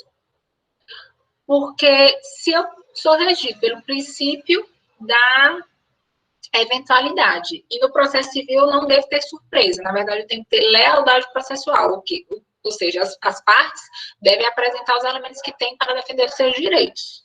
Na hora que eu digo, eu tenho, mas eu vou deixar para apresentar no momento que eu acho oportuno, constitucionalmente isso aí já tem um problema nessa argumentação. Porque, quer dizer, eu achar, não, o processo, existe um devido processo legal, ou seja, as regras do processo civil, elas estão postas. Então, todo mundo sabe o momento de cada ato. Né? Tirando o fato novo genuíno, que é uma coisa total imprevista, sobretudo o fato superveniente, aí tudo bem. Mas eu vou deixar para apresentar posteriormente, eu vejo isso de uma forma muito controversa. Eu acho um pouquinho ali de pezinho na má-fé, né? Mas assim, e por hipótese, né? Porque a gente tem que conhecer o caso concreto para se posicionar melhor sobre o que poderia ser. Pois bem, nisso, olha só, as formas de defesa. A gente tem muito que a contestação é como se fosse a fala do réu exatamente da versão da história do réu. E isso é uma parcial verdade. A contestação, ela não é a versão do réu da história, né? Por quê? Porque a contestação não é só a versão do réu da história, ela também é, mas ela é, sobretudo, uma oportunidade de apresentar várias formas de defesa para esse réu. Então, nisso eu tenho que, dentro da contestação, gente, eu tenho 2 grandes blocos. E dentro desses 2 grandes blocos, eu tenho várias subdivisões de divisão. Várias subdivisões de divisão. Várias subdivisões de defesa, tá? Então, toda vida que você for fazer uma contestação, você vai pensar assim, ó, eu vou defender o réu. A primeira coisa, assim, quando a gente tem contato com o réu, automaticamente é perguntar a versão dele da história. Isso aí é o que a gente chama de mérito, que é a verdade do réu, né, a partir dos elementos fáticos que foram postos na ação. Ok. Só que, além dessa forma, né, de apresentar a versão do réu, eu também tenho que pensar se essa petição inicial ela pode ser rebatida em elementos que até independem desse mérito, dessa versão dos fatos do réu. Como assim? Lembra que você pena para fazer petição inicial, que você, quando faz aquela petição inicial lá do NPJ, você fica se maldizendo, fica maldizendo os professores, fica maldizendo o cansaço, fica maldizendo um monte de coisa, até o momento que você protocola assim, pronto, foi, pronto. Por quê? Porque dá muito trabalho, né? Assim, pronto. À medida que dá muito problema, no sentido de dar muito trabalho, é porque é muito formal, tem muitos requisitos.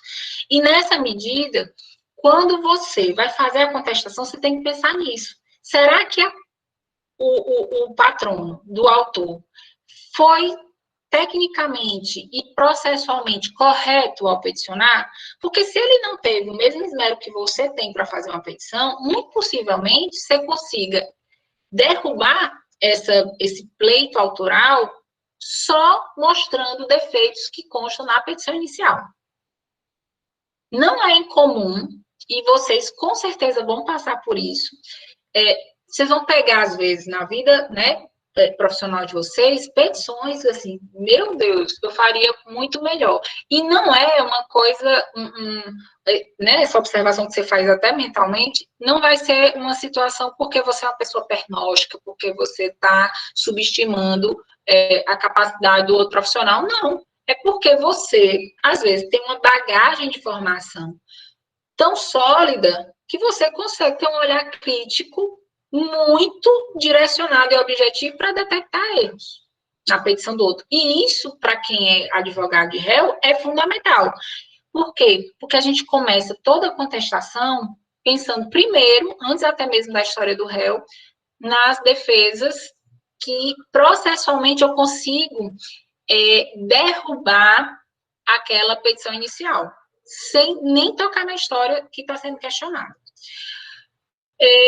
Eu sempre brinco fazendo essa analogia, mas eu acho que é porque é uma coisa meio de infância, né? E sala de aula, às vezes, a gente transborda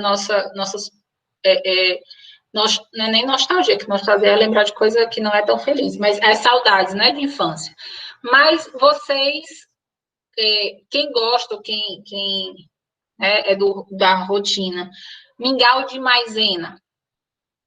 Quem aqui já comeu mingau de maisena? Aquele que a gente bota ali a maisena, que não pode nem chamar maisena, é amido de milho, para não fazer aqui propaganda, né? Mas quando eu morava no Crato só tinha isso. Mingau de maisena, que era com o quê, meu Deus, Jesus? Água não, leite, né? Leite. Quero mais. Quem não gosta de mingau de maisena? Com canela, lógico, ali, ó. Eca, Bruna, eca. Pronto, já temos aqui. Beleza. Você, adorando como Eliana, eu gostava. Hoje em dia eu não sei se eu... Enfim, eu tô sentindo gosto de nada, então... Tanto faz, né? Ou você sendo aqui do time da Eliana, que gosta, ou então do Eca, da Bruna. Se um dia você comer um mingau de maisena, como é que você come um mingau de maisena sem se queimar?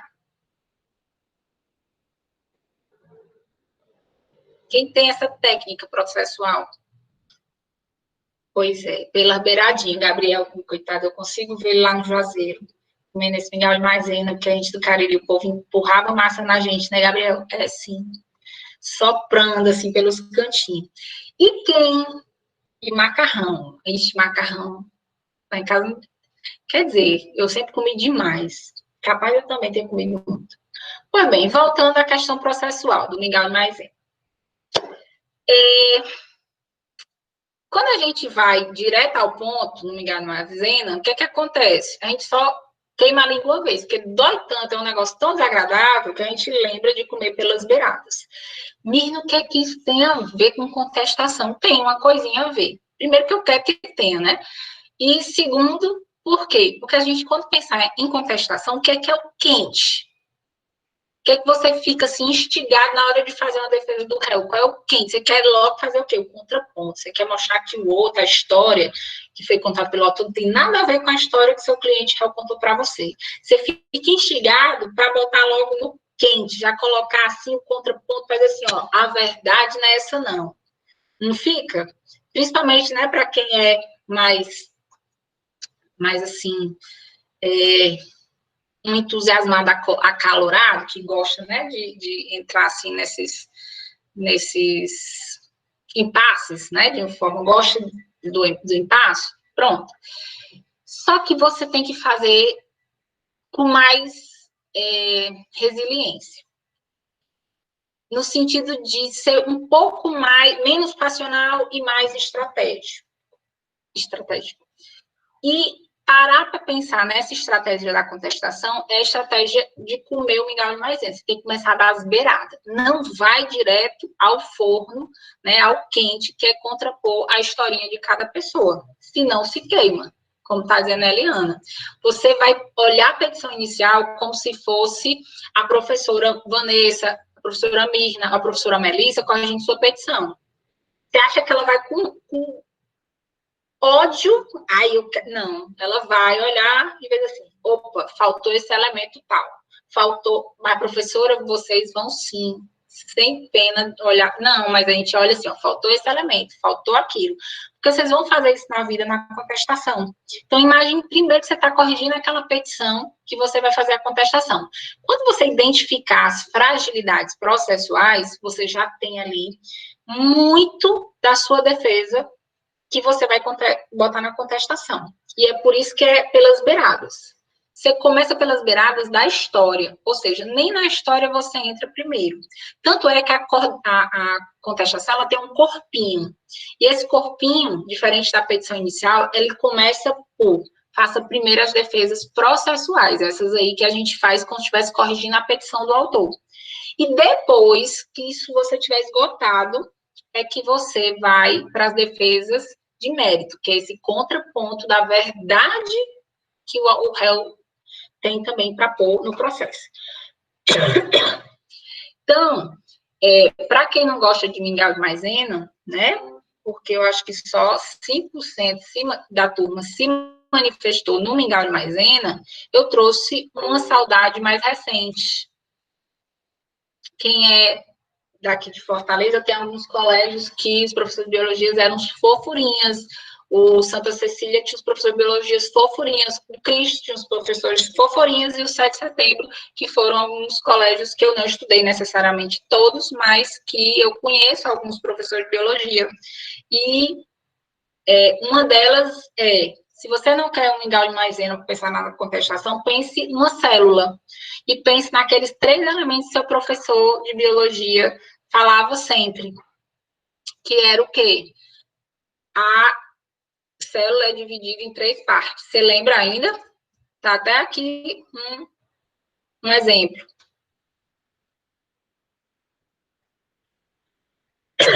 Diz aí, Lara. Lara é Santa Cecília, né, Lara?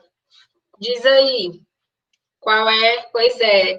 Diz, membrana plasmática, citoplasma e núcleo. Mirna, o que tem a ver? Misericórdia. Tem também uma besteirinha a ver. E aí, respondendo a Ana Beatriz, que defesas processuais são essas? Se você pensar na célula, membrana plasmática são as defesas processuais. Só que dentro das defesas processuais, é mesmo, Kerbach.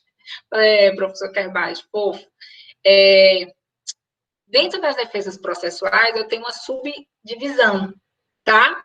Eu não, Maia, mas minha mãe é professora da universidade e é de biologia. Me fazia estudar isso demais, acho que é por isso que marca também. Quando eu falar, né, que existe uma beirada, e defesa processual tem 2 beiradas, seria a membrana plasmática e o citoplasma, que são as defesas preliminares e as defesas prejudiciais. Prejudiciais de quê? De mérito, tá? E aí, o que é o núcleo? O núcleo é o mérito. E aí, no mérito, eu tenho o contraponto da verdade do réu, né, para confrontar com a verdade que o autor apresentou na petição inicial. Só para fazer um pouco mais de sentido em dizer que eu estou viajando demais na maionese, fazer aqui mais um paralelo mais aproximado, tá? Como assim, né? Como assim? Pois é, exatamente. Esse slide é para... Me perdi, prof. Lembra que eu falei que a gente tem que fazer a contestação pensando friamente?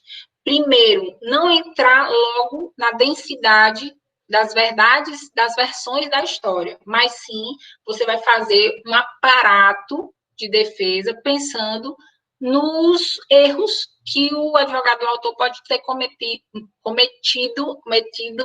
somos nós, né, lá do Cariri, ao elaborar a petição inicial.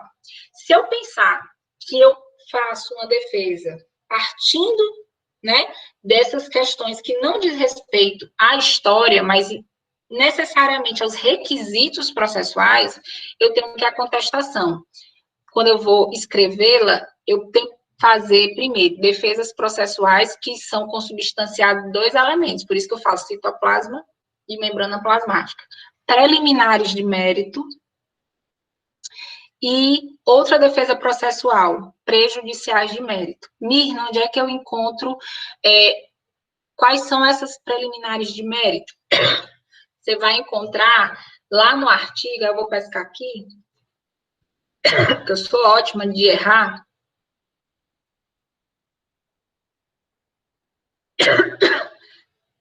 Oi, Lara, pode falar. Deixa eu só pescar aqui para ver se eu acho. Defesa processual são elementos que você apresenta numa contestação, mas que não diz respeito a versões da história, nem do autor, nem do réu. Diz respeito a defeitos na estrutura processual da petição inicial apresentada pelo autor. É exatamente o contraponto que a gente faz quando a gente é advogado do autor, que é o quê? Quando eu faço uma petição, a gente não fica extremamente atento para atender os requisitos positivos e negativos da petição inicial. Pronto. Imagine que agora você, como advogado do réu, você vai fazer esse raciocínio também dos requisitos para ver se o autor apresentou uma petição apta. aquela que preenche todos os requisitos que tornam a petição, né, viável à apresentação no judiciário. Então, as defesas processuais são essas, que dizem respeito ao ataque, né, de peças processuais apresentadas pelo autor, que não cumpre, pelo menos, alguns desses requisitos que são necessários para uma petição apta. E aí eu estou olhando aqui o CPC, porque o CPC ele faz a listagem todinha. Quando ele faz essa listagem, e ele diz assim, ó, isso aqui tem que ser arguído em preliminar, que é uma defesa processual, essa sequência aí, ela necessariamente já apresenta quais são os elementos que você pode, né, que você pode dizer que estão errados e foram apresentados na petição inicial. Uma delas, faltar, por exemplo, pedido certo e determinado. Mina, mas isso deveria ter sido visto pelo juiz, não deveria? Deveria. Mas às vezes pode passar. E aí, se o juiz não verificou e mandou emendar, o réu, na sua oportunidade de fala, que é a contestação, já acusa que aquela petição não estaria apta sequer para chamar o réu para o processo. Faltou causa petente, causa de pedir, também, da mesma forma, certo? E a questão de mérito, né, são essas que é exatamente agora a verdade dos fatos, mas é na versão do réu, tá? E quais são os artigos? É isso que eu estava vendo. Mas é aqui entre o 200, eu estou aqui, vou botar 200 e...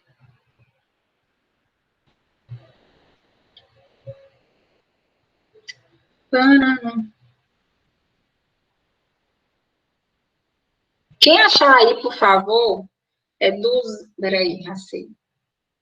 Vai dar certo. Ai, não vai dar certo.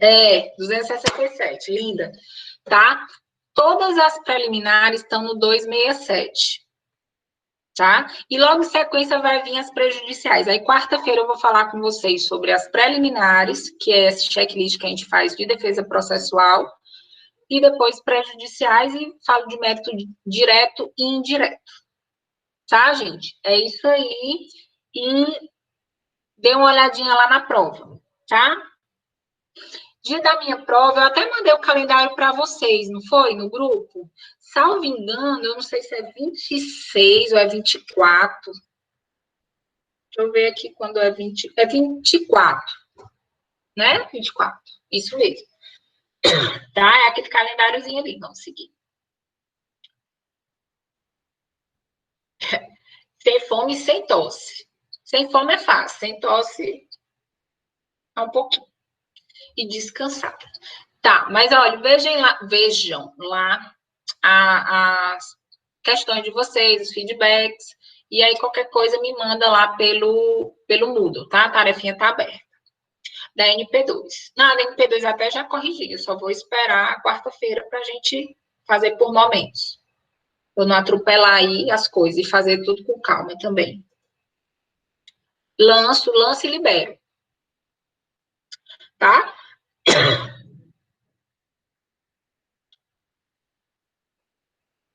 Nossa, o quê? Segunda chamada.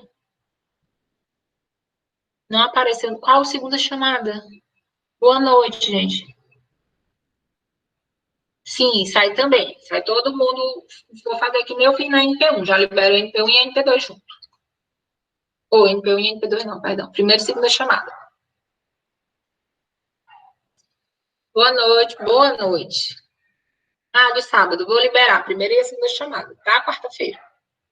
Mas já conta os pontinhos. Porque o dos pontinhos é o que eu acho mais punk, às vezes, de contar e errar. Beijo, Maia. Beijo todo mundo. Boa noite, gente. Se cuidem.